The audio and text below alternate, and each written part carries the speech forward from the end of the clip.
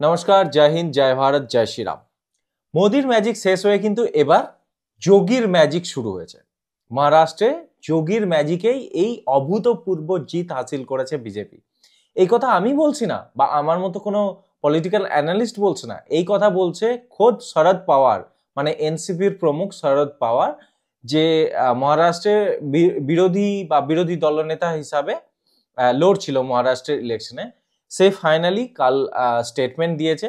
এই মহারাষ্ট্রে এই যে হার হয়েছে তাদের, বা মহাবিকাশ আঘাড়ির যে হার হয়েছে, সেই ব্যাপারে স্টেটমেন্ট দিয়েছে যে ইউপির সিএম যোগী আদিত্যনাথের বাটেঙ্গে তো কাটেঙ্গে নারার জন্য, বা এই যে স্লোগান, তার জন্য মানুষ পোলারাইজ হয়েছে এবং আলটিমেটলি মহাইউতি বা বিজেপি বা এনডিএর জিত হয়েছে।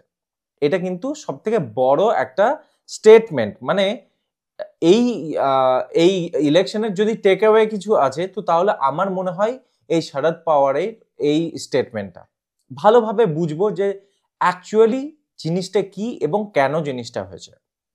দেখুন, আপনারা যদি লাস্ট একদিন আগে বা দুদিন আগে যদি টিভিতে চোখ রেখেছেন, তো তাহলে মহারাষ্ট্রের রেজাল্ট জানতে পেরেছেন, যেখানে বিজেপির জোট, মানে বিজেপি যে জোটে আছে, মহাইউতি বা এনডিএ যেটাই বলুন না কেন, তারা 250-র বেশি সিট পেয়েছে।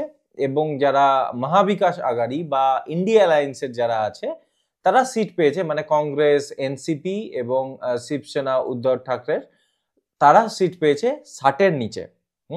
এবার ব্যাপারটা ভেবে দেখুন যে একরকম বিজেপি বা তার অ্যালাইজরা 3 গুণ বেশি সিট পেয়েছে তাদের বিপক্ষের থেকে। এবং এই পরিস্থিতিটা কিন্তু এরকম ছিল না, মানে ইলেকশনের 2-3 মাস আগেও এরকম পরিস্থিতি বিজেপি বা তার অ্যালাইজদের এরকম পরিস্থিতি ছিল না। কিন্তু কিভাবে খেলা ঘুরলো? খেলা ঘুরেছে সিএম যোগী আদিত্যনাথের বয়ান, যে বয়ানটা হলো বাটেঙ্গে তো কাটেঙ্গে, মানে যদি তোমরা ভাগ হও, আলাদা হও, তাহলে কাটা পড়বে। এইটা মানে এটা হিন্দুদের উদ্দেশ্যে এই স্লোগান দেওয়া হয়েছিল যে হিন্দু তোমরা যদি ভাগ হও, মানে ব্রাহ্মণ, ক্ষত্রিয়, বৈশ্য, বা এখানে যেমন মারাঠা ছিল, তারপর এসসি এসটি ছিল, এই সবে যদি ভাগ হও, তো তাহলে হিন্দু ভোট ভাগ হয়ে যাবে এবং তোমরা কাটা পড়বে আলটিমেটলি। এবং এখানে একটা বড় ব্যাপার, এই ব্যাপারটা উঠে এসেছে হরিয়ানা ইলেকশন থেকে। কারণ সিএম যোগী আদিত্যনাথ এই স্লোগানটা দিয়েছিলেন হরিয়ানার ইলেকশনে। এটা কিন্তু মহারাষ্ট্রের ইলেকশনের সময়ে এই স্লোগান উনি দেননি। কিন্তু হরিয়ানাতে যে অভূতপূর্ব বিজেপির জয় হয়েছে, সেই স্লোগানটা শুধুমাত্র হরিয়ানাতেই রয়ে যায়নি, সেই স্লোগানটা ক্যারি ফরওয়ার্ড হয়েছে আমাদের মহারাষ্ট্র ইলেকশনেও, এবং সেখানেও হিন্দুরা একত্রিত হয়েছে।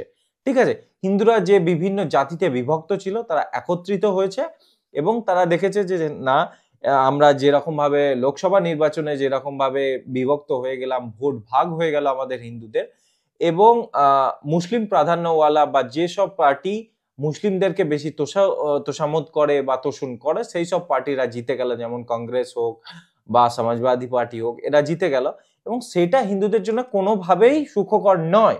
তো সেই জিনিসটা বোঝার পর সেই বয়ানটা কতটা কার্যকরী হয়েছে সেটা আমরা ইলেকশনেই দেখতে পাচ্ছি, রেজাল্টে দেখতে পাচ্ছি, যে হিন্দুরা সত্যিই একত্রিত হয়েছে। মানে মারাঠা ফল্ট লাইন হোক বা ব্রাহ্মণ ফল্ট লাইন হোক, এই সবের উঠে মানুষ হিন্দু হিসাবে ভোট করেছে, কোন সমষ্টিগত জাতির হিসাবে নয়। এবং এটাই হলো কংগ্রেস বা যেসব ক্ষত্রিয় দল আছে, মানে ক্ষত্রিয় মানে ক্ষত্রিয়, হিন্দিতে ক্ষত্রিয় বলতে যেগুলো প্রাদেশিক দল, মানে যেসব রাজ্যের যেসব দলগুলো আছে, সেইগুলো, তাদের প্রবলেম হলো এইসব, যে যদি হিন্দু এক হয়ে যায়, তো তাহলে তাদের ভোট ব্যাংক কিন্তু শেষ হয়ে যাবে। তাদের ভোট ব্যাংক কেন শেষ হবে? কারণ তারা কাস্টের ফল্ট লাইনের উপর খেলে, যে এ যাদব, এ কুর্মি, এ ঠাকুর, এ বানিয়া, এরকম ভাবে যে হিন্দুদের কাস্টের যে ফল্ট লাইন আছে, সেগুলোতে খেলেই এই যে প্রাদেশিক মানে রাজ্যের যে দলগুলো আছে তারাই জেতে।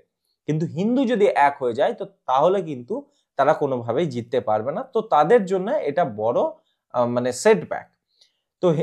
তো আমরা বুঝতে পারলাম যে ন্যারেটিভ কতটা ইম্পর্টেন্ট কোনো ইলেকশন জেতার ক্ষেত্রে। যেমন লোকসভা নির্বাচনের ক্ষেত্রে সেরকম কোনো বড় ন্যারেটিভ বিজেপির কাছে ছিল না, কিন্তু মহারাষ্ট্র ইলেকশনে এবং হরিয়ানা ইলেকশনে একটা বড় ন্যারেটিভ ছিল যে আমাদেরকে একত্রিত হতে হবে, হিন্দুদেরকে একত্রিত হতে হবে। এবং এই যে স্লোগানটা সেটা এসেছে সিএম যোগী আদিত্যনাথের মুখ থেকে। এটা আসেনি আমাদের পিএম নরেন্দ্র মোদীর মুখ থেকে, যদিও নরেন্দ্র মোদী পরে এটাকে সাপোর্ট করেন এবং বলেন যে এক রহেঙ্গে তো সেফ রহেঙ্গে, যদি আমরা এক থাকি তাহলে সেফ থাকবো। এই ব্যাপারটা পরে উনি সাপোর্ট করেছেন, কিন্তু অ্যাকচুয়ালি এই স্লোগানটা এসেছে যোগী আদিত্যনাথের মুখ থেকে।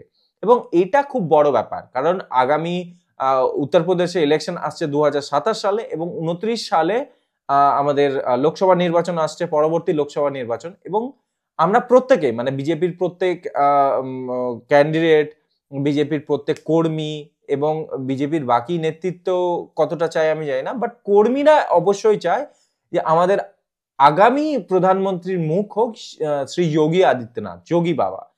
তো সেখানে উনি একটা রাজ্যের মুখ্যমন্ত্রী হয়ে এরকম ন্যাশনাল লেভেল পলিটিক্সে ন্যারেটিভ সেট করছেন, এটা তার পলিটিক্যাল মাইলেজের ক্ষেত্রে কিন্তু খুবই বড় ব্যাপার। এবং আমরা একে একে দেখতে পাচ্ছি যে বিজেপি পুশ করছে যোগী আদিত্যনাথকে এবার সেন্ট্রাল ফিগারে আনার জন্য। মানে মোদির পরবর্তী লিডারশিপ তো তৈরি করতে হবে না, এটা কিন্তু আমরা দেখতে পাচ্ছি বিজেপির মধ্যে যে বিজেপি এবার ডেলিবারেটলি তার পরবর্তী মানে নরেন্দ্র মোদীর পরবর্তী লাইন অফ লিডার্সকে তৈরি করছে এবং তার মধ্যে সর্বাপেক্ষা উল্লেখযোগ্য এবং সবার আগে আছে শ্রী যোগী আদিত্যনাথ।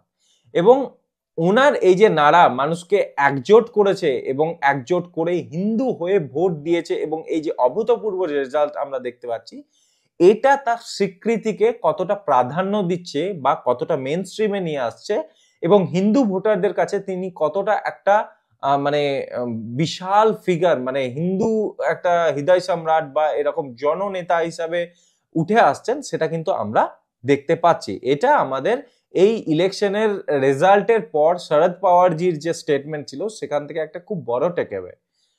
তো আশা করছি আমরা এই যে বিশ্লেষণটা করলাম সেটা আপনাদের ভালো লাগবে। যদি ভালো লাগে তাহলে ভিডিওটা লাইক করবেন, চ্যানেলটাকেও সাবস্ক্রাইব করতে পারেন। ধন্যবাদ, দেখা হচ্ছে পরের ভিডিও।